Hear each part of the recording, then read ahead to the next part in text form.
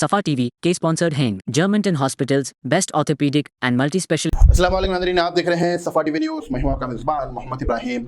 नाज़रीन, आइए देखते हैं 10 बड़ी और अहम खबरें सफा टीवी न्यूज़ पर।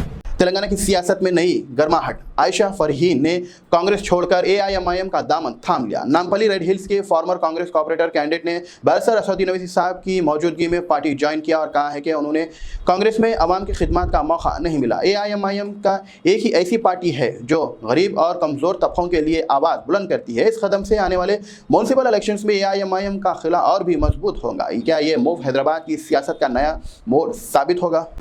तेलंगाना असेंबलीज में बीआरएस और कांग्रेस के दरमियान गर्मा गर्मी टकरार। बीसी रिजर्वेशंस पर केटीआर का तीखा सवाल, तीखा हमला। केटीआर ने कहा है कि सिर्फ कॉन्स्टिट्यूशंस अपार्टमेंट ही बीसीस को इंसाफ दिला सकते हैं। उन्होंने सीएम रेवंत रेड्डी को दिल्ली में अनशन करने की चेतावनी दी और याद दिलाया कि केसीआर ने तेलंगाना के लिए वहां से वापस आने से इनकार कर दिया था। बीआरएस ने हमेशा बीसीस वेलफेयर के लिए पॉलिसीज बनाई और कास्ट केसेस और ओबीसी रिजर्वेशंस के लिए रेजोल्यूशंस पास किया। कांग्रेस पर इल्जाम लगाया कि उन्होंने सिर्फ 5 दफा बदला है। क्या रेवंत रेड्डी सच में कमिटमेंट दिखाएंगे या फिर सिर्फ बयान तक सीमित रहेंगे?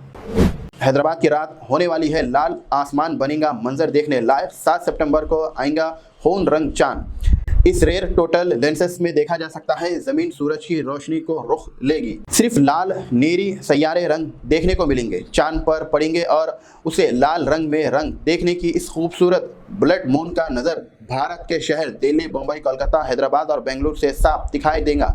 रात 8:45 से लेकर सुबह 2:55 तक यह मंजर जारी रहेगा। कैलेंडर पर निशान लगा लो, 7 सितंबर की रात आसमान को देखना ना भूले।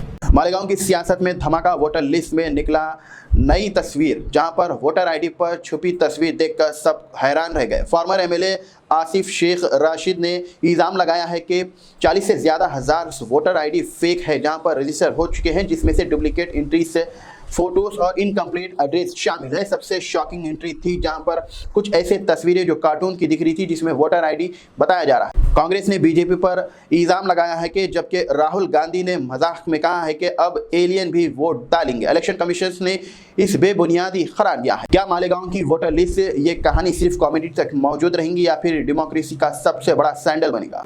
हैदराबाद में अफसोसनाक वाकया पेश आया है। हैदराबाद में अफसोसनाक वाकया। छोटे से तालिबे इल्म मोहम्मद रिजवान की अचानक मौत से सबको हिलाकर रख दिया। 14 साल के रिजवान टिमरीज याकूबपुरा बॉयज 2 के तालीम हासिल कर रहे थे, जो रात में गिर गए, जिसकी वजह से उनकी मौत हो गई। हॉस्पिटल पहुंचते ही डॉक्टर्स ने डेथ डिक्लेयर कर दिया।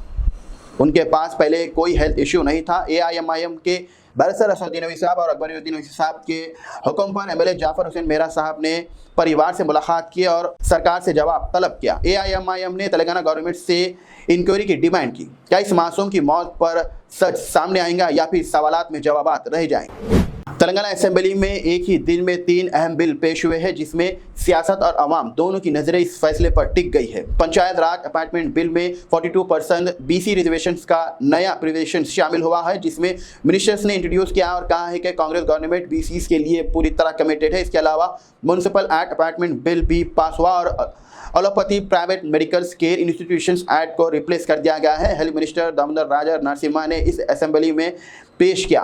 क्या ये नए बिल तेलंगाना की सियासत और अवाम की जिंदगी में असल तब्दीली ला पाएंगे?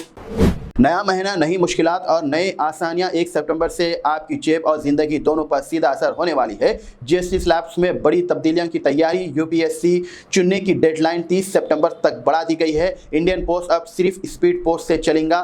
चांदी पर हाल मेकिंग लाजिमी होगा। आईटीआर भरने की आखिरी तारीख 15 सितंबर होगी। एलपीजी प्राइजेस में नई गिरावट और एसबीआई क्रेडिट कार्ड के रूल्स भी बदलने वाले हैं। हर कदम सीधा आम आदमी की जेब को छूने लगेंगी। तैयार हो जाइए, 1 सितंबर से इन नए रूल्स आपको हैरान भी करेंगे और राहत भी देंगे। भारतीय खवातीन का जज्बा सीमाएं तोड़ रहा है। एमबीए के लिए अब सिर्फ मुल्क नहीं बल्कि पूरी दुनिया उनकी मंजिल बन रही है। रिपोर्ट्स के मुताबिक पिछले 10 साल में इंटरनेशनल एमबीए चुनने वाले इंडियन वुमेन्स की तादाद 28% तक बढ़कर 42% हो गई है। सिर्फ 2024 में 6100 से ज़्यादा वुमेन्स टॉप यूनिवर्सिटीज़ में फुल टाइम एमबीए के लिए इनरोल हुई है। जर्मनी और यूएस जैसे मुल्कों में रिकॉर्ड एडमिशन हुआ है। फाइनेंस अब भी सबसे बड़ा रुकावट है, लेकिन एजुकेशन लोन्स और नए फाइनेंशियल मोड से रास्ते आसान खुल रहे हैं। क्या ये सिलसिला नए दौर की लीडरशिप में इंडियन वुमेन्स का असली कदम साबित होगा? हैदराबाद में एलपीजी की कीमतों का नया हंगामा। कम्युनिकल गैस सिलेंडर्स हुआ सस्ता, मगर घर के गैस सिलेंडर्स की रेट वहीं रुके हुए हैं। ऑयल मेकिंग कंपनीज ने कम्युनिकल एलपीजी गैस सिलेंडर्स की कीमत में 51 रुपए तक की कमी कर दी है। हैदराबाद में अब इसके दाम 1801 रुपए 50 पैसे हो गए हैं, जो मेट्रो सिटीज़ में सबसे ज़्यादा है।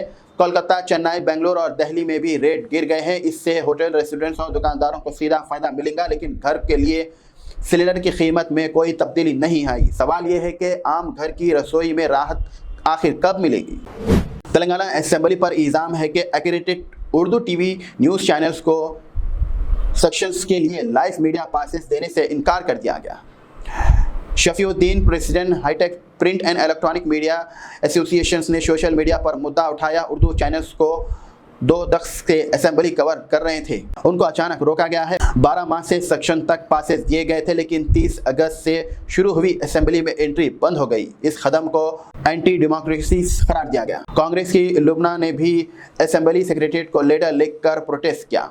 क्या सरकार इस फैसले को वापस लेकर उर्दू सहाफत को इंसाफ देंगी या फिर ये आवाज़ दबा दी जाएंगी?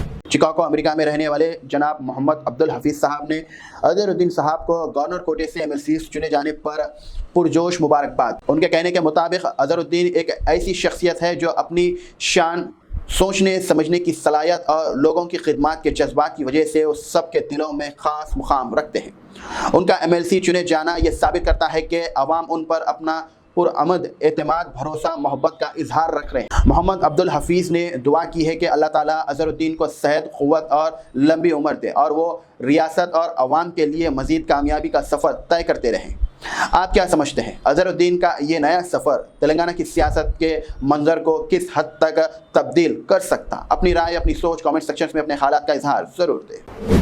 Germanton super speciality hospital, national award winner doctor Mir Jawad Zar Khan, German trained senior orthopaedic surgeon and director, माहिर डॉक्टर्स डॉक्टर वासिफ आजम और doctor Bharavi Chanduri, senior cardiologist और दीगर डॉक्टर्स नुमाया खिदमत अंजाम दे रहे हैं। Robotic surgery, advance cath lab, MRI, operation theatre, ICU, 2D ultrasound जैसी सहूलियात से आरास्ता कॉर्पोरेट लेवल हॉस्पिटल। वाजबी फीस में हर मर्ज से शिफायाबी के लिए Germanton super speciality hospital, Attapur.